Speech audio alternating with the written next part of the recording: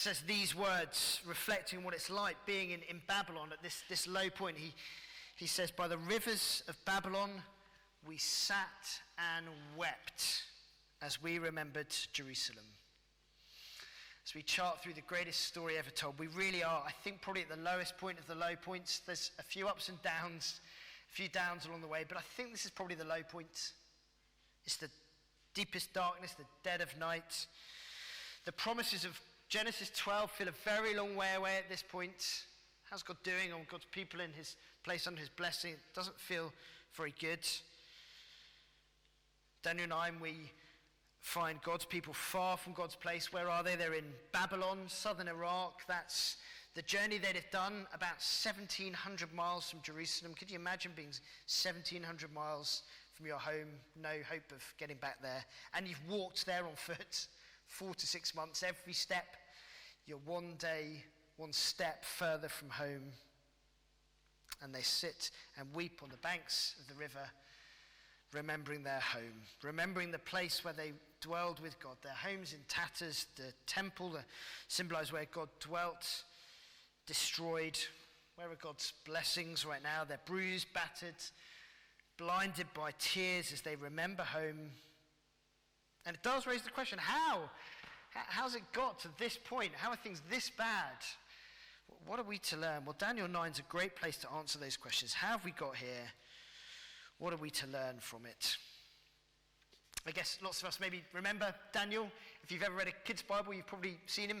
He has a few star appearances, doesn't he? Maybe you remember him from the Lion's Den fame. Remember that? Or Teflon coated in the blazing furnace. They're the bits we remember, aren't we, of Daniel? I don't suspect in many children's Bibles we saw this prayer in there, but it's a shame because I think it's one of the high points of what Daniel has to teach us. And there are two themes. We're going to look at those two themes because the two themes in this prayer in many ways are two themes that just keep coming up again and again through the Old Testament and the New. I don't know if you've ever enjoyed a bit of that, that rock you can buy and chew on. So I think it's horrible. But you can get ones that if you look at the end, it's sort of got something on the end of it, and you snap it in half, and it's got the same thing a bit further in. You snap it again, and it's there again. It's sort of, wherever you cut it, you see the same thing. It's a bit like that with the Bible. Wherever you cut it open, wherever you open it up, you see these two themes woven through. Here are the two themes we're going to look at. Judgment and hope. Judgment and hope. And in many ways, the first bit of the prayer focuses on the first of those, judgment, the second on hope. So let's look at them both in turn. Here's the first then, judgment. Imagine for a moment a young boy, and the young boy is bought a lovely pair of new school shoes by his mum. It's pouring with rain outside, so before they take a step outside into the rain, his mum says to him, do not jump in the muddy puddles. They're new shoes. Keep them that way. 20-minute walk home, keep out of the puddles. What does he do? He walks along, he sees the first puddle. In he goes, he can't resist it. And his mum says to him and reminds him, I said to you, don't jump in the puddles, you're going to ruin those shoes. Sorry. When he walks a little bit further on, he sees the next puddle, it's bigger, it's better. This one's going to make a really good splash. What does he do? He jumps in. And his mum says again, I said to you, don't jump in the puddles. You keep jumping in the puddles, when we get home, you'll go straight to your room as punishment. 20 minutes, walk home. What does the lad do? Every puddle he sees, jumps in. So by the time he gets home, what are his shoes like? A total state. He's drenched, and his mum says to him, look, I warned you, if you jumped in those puddles, when we got home, you'd go to your room. Off you go. And in floods of tears, saying, it's not fair. Off he's sent to his room, and his mum does her best job of trying to repair the brand new lovely shoes. Why tell that story? Because there's something of what's going on in that story in the way that God's people have acted. Hundreds of years before, they stand on the banks of the Jordan. They're looking out over the promised land. They've spent 40 years in the desert. Their meals have been saturated with sand, and they're looking out over a place that's just full of banquets to come. I mean, can you imagine their mouths salivating as they're about to go in? And Moses, you can read it, Deuteronomy 29:30. Deuteronomy 30 says these words. Listen to the warning. Can you hear it in these words? Moses says to them, see, I set before you today life and prosperity, death and destruction. For I command you today to love the Lord your God, to walk in obedience to him, and to keep his demands, decrees, and laws. Then you'll live and increase, and the Lord will bless you in the land you're entering. But if you turn your hearts away, if you're not obedient, if you're drawn away to bow down to other gods and worship them, then I declare to you this day, you will certainly be destroyed. You will not live long in the land you're crossing the Jordan to enter and possess. This day, Moses says, I call heaven and earth as witnesses against you. I set before you life and death, blessings and curses. Now choose life, Moses says. It's a clear choice, isn't it? Here's the choice. You're going into the land. Choose life. But what do? They don't walk with God. They don't love him. They turn from him. They go in and they jump in the muddy puddles. And God sends them reminder after reminder after reminder in the prophets, saying, turn back. Remember Moses' words. Choose life. Choose prosperity. But what do? Keep jumping in the puddles. So God does what he promises to do, just as he promised to Moses. He says, you won't stay in this land. Look at verse 11 with me. Page 896, verse 11. Summing up what had been true for hundreds of years. All Israel has transgressed. That's another way for saying sinned. Turned away from your law, refusing to obey. Therefore, the curses and sworn judgments written in the law of Moses, the servant of God, have been poured out on us because we have sinned against you. They're removed from the land. They're on the banks of the river, sat weeping, far from home. Like the little boy sat up in his room, crying his eyes out because he couldn't follow his mum's instructions not to jump in muddy puddles. I don't know what your school reports are like. Those who are still at school, I don't know what your reports are like. I'm sure they're very good. I'm sure you get great reports. But imagine for a moment, I picked on a boy, so let's pick on a girl this time. Imagine the girl who decides day after day to sit in school with her feet up on the desk, and the first thing she does at the start of the lesson is she puts some chewing gum in her mouth and chews loudly with her mouth open, something I particularly hate. Refuses to listen to the teacher. You open up her workbook. What's the workbook like? It's full of doodles with rather creative illustrations of what their teacher looks like. Not any homework ever done. What's the report for that girl going to look like at the end of term? It's going to lay out the facts, isn't it? It's going to say how things are. It's going to make for pretty bleak reading for that girl and her parents or carers. The prayer here in Daniel 9 has something of that feel to it. It's like a prayer that sums up not a term for God's people, but years and years and decades and centuries. Let me just read some of it. See if you can see what it says of God's people. Pick it up at verse 4. Daniel prays, Lord, the great and awesome God, who keeps his covenant of love with those who love him and keep his commandments, we have sinned and done wrong. We've been wicked and have rebelled. We've turned away from your commands and laws. We've not listened to your servants and prophets who spoke in your name, our princes and our ancestors, and to all the people of the land. And on it goes. We've sinned, we've done wrong, we've rebelled, we've turned away from you. We've not listened to the servants and prophets who came warning us, saying, choose life again, come back to God. And what is the result?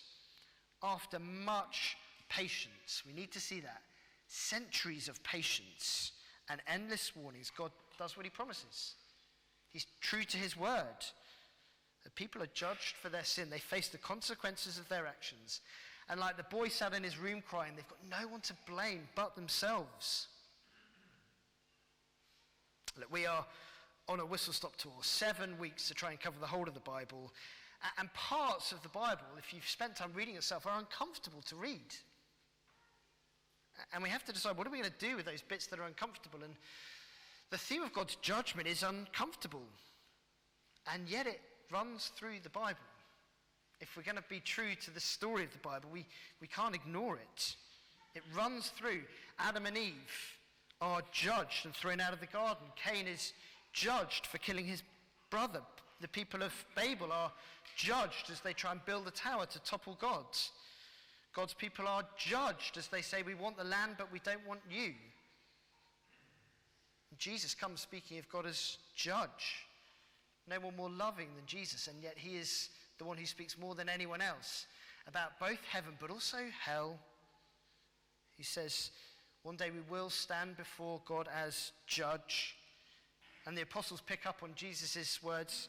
Here's just one place, Acts 17. For he, that is God, has set a date when he will judge the world with justice by the man he's appointed. And we hear about God's judgment, which is fair and right, and not like kind of a turn of anger we might think of an impatient parent, but a fair, right, patient response to evil and sin. And here's our temptation. Maybe you feel it right now.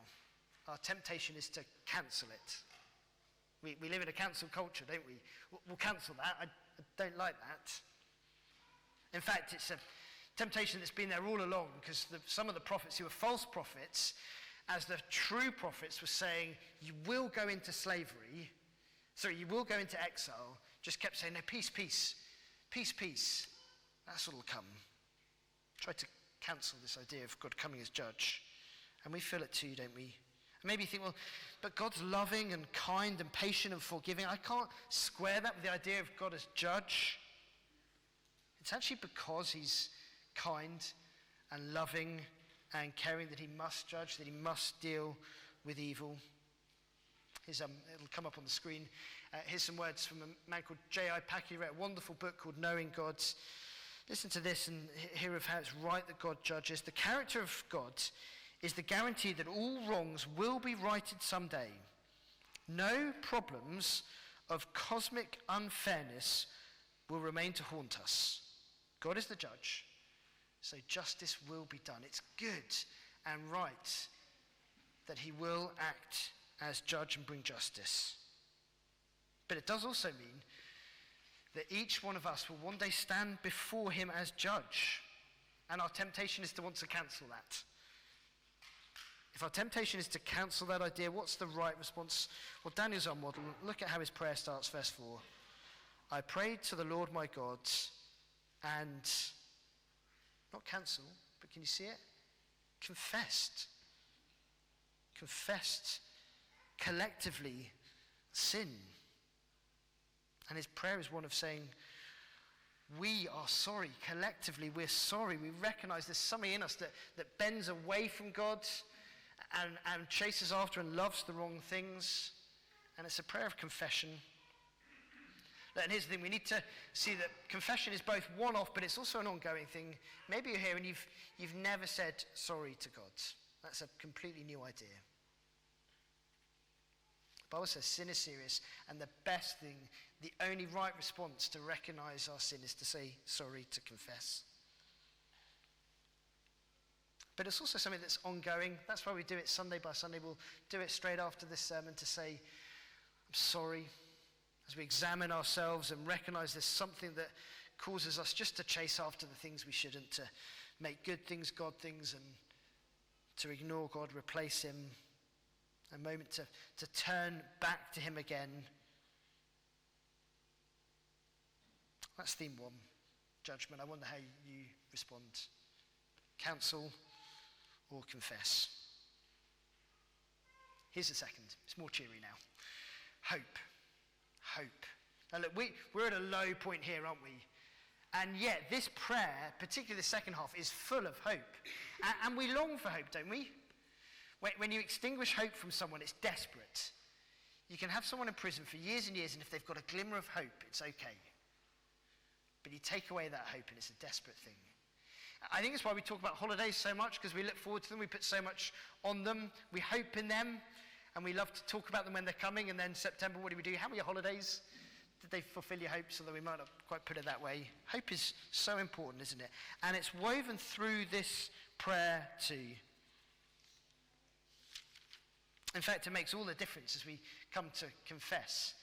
Because we don't come confessing, sort of groveling and thinking, oh Lord, would you just One last chance, I promise I won't mess up again. Just one more, please. That's not how we come and confess. No, we come heartfelt in sorrow when we genuinely are broken by our sin, but we come with hope because of who God is. Come with me to verse 15. Verse 15 is where it all kind of moves. If the prayer was in music, we kind of go from minor to major key in verse 15. Verse 15, it's the hinge. Hope from 15 onwards. Verse 15, look at it with me. Now, Lord our God, who brought your people out of Egypt with a mighty hand, and who made for yourself a name that endures to this day. We've sinned and we've done wrong. You see, this hope for Daniel, this hope was a hope of going home. This hope was a hope of forgiveness. But you notice it's a hope that's rooted in history. You notice he mentions Egypt. Egypt would have been a bit of a painful thing to think about, because here they are in Babylon, far from home, and he remembers Egypt. But what happened in Egypt? Can you see it, verse 15? Now, Lord, who brought your people out of Egypt with a mighty hand, who rescued. They've been in a place far from home before, and God rescued them. And he prays, do it again. Do what you did in Egypt again. Take us out of this place we're in. What did God do in Egypt? You can read about it in Exodus. It's incredible. He defies the laws of nature to rescue his people. He brings them out and takes them towards the land. He's done it before. Daniel says, do it again. Rescue us. Bring us home. He cries out in hope. It's a hope for home, but it's a hope for forgiveness that doesn't just look backwards. Do you notice how it's a hope that causes him to be very, very bold? Look at verse 17. I wonder if you pray like this. Hear the prayers and petitions of your servant. For your sake, Lord, look with favor on the desolate sanctuary. Give ear, hear, open your eyes. Verse 19, look, listen, forgive, hear, act. What if you dare to pray that boldly? Your prayer's a little bit like, God, maybe, could you please listen to me? He's very bold here, isn't he? Almost like a kind of little kid who's demanding their parents, listen to me, hear, open your ears. He's very bold. He prays with hope to go home, to be forgiven. Why? Look at verse 18 with me. Here's how he can be so bold. The second sentence in 18. Don't miss it. He says, we do not make our requests of you because we are righteous, but because of your great mercy. Now, look, read through Daniel. And Daniel comes out pretty well. Again and again, he's willing to stand up to those around him, to not compromise. Of the many people around, you'd think Daniel does pretty well, and yet he says, these requests I'm making, my hope to go home, my hope of forgiveness, isn't because we are righteous, but because of your great mercy. And that's why you and I can pray with hope. Not because we are righteous, not because we're good, not because we're better than any others, but because we have a God who is very merciful, who loves to give us another chance. Like the kid who just keeps jumping in muddy puddles, that's us, and yet God gives us another chance and another chance. So we can be very, very hopeful. It's interesting at the moment, isn't it? There's not much hope around. Christians, I think, of all people, can be the most hopeful. Look, if Daniel, at this point in history, can be hopeful, so can we. This week I've been on the clergy conference, and one of the lovely things about the clergy conference has been lots of chats with people in the cloisters. And on, I think it was Wednesday afternoon, I was chatting to Reverend Lucy Dallas. She helps to encourage people to look at being trained for ordination. She helps all those who are in training. She does the initial training and lots more beside. And I said to her, it was the first chat I'd had with her, I said, Lucy, how are you feeling about how few people are going to be trained in the Church of England? The numbers are so down. I've been feeling pretty bleak about it.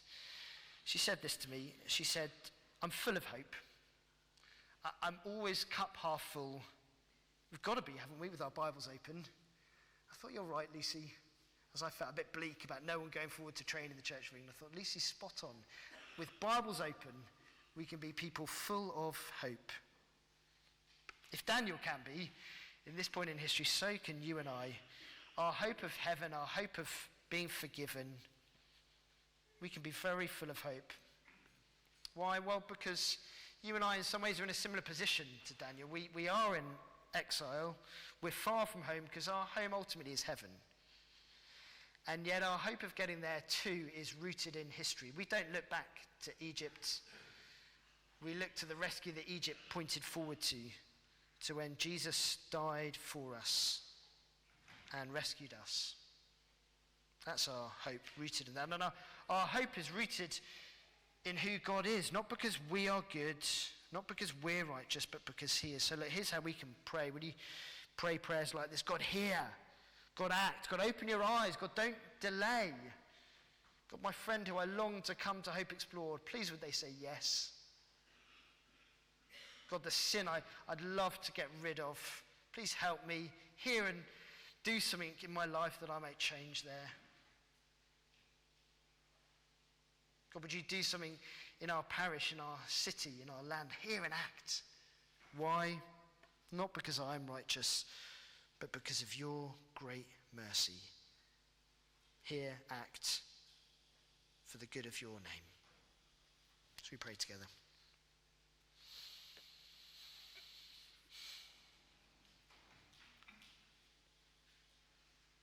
Father, please help us to learn the lessons you would have us to learn from this point in the history of your people 2,500 years ago. Please would you help us to see that judgment is real, that while you give warning after warning after warning, one day we will face you as judge. You will be true to your word. And please would that cause us not to run away and cancel that thought or water it down, but to come to you and say sorry, to see things rightly, to recognize our need for you and to turn back to you. And as we do that, thank you that we can be so full of hope that you will forgive us, because that's who you are, full of mercy, ready to give us chance after chance after chance. And would it embolden us in our prayers? Would it embolden us as we look on a world that is so lacking in any hope? Thank you that in Jesus we have hope that will never be extinguished, hope that will last forever. So would it cause us to be bold, to pray bold prayers for you to hear and to act and to do great things in our lives amongst us as your people, on the streets and towns that you've put us in. For the glory of your name we pray. Amen.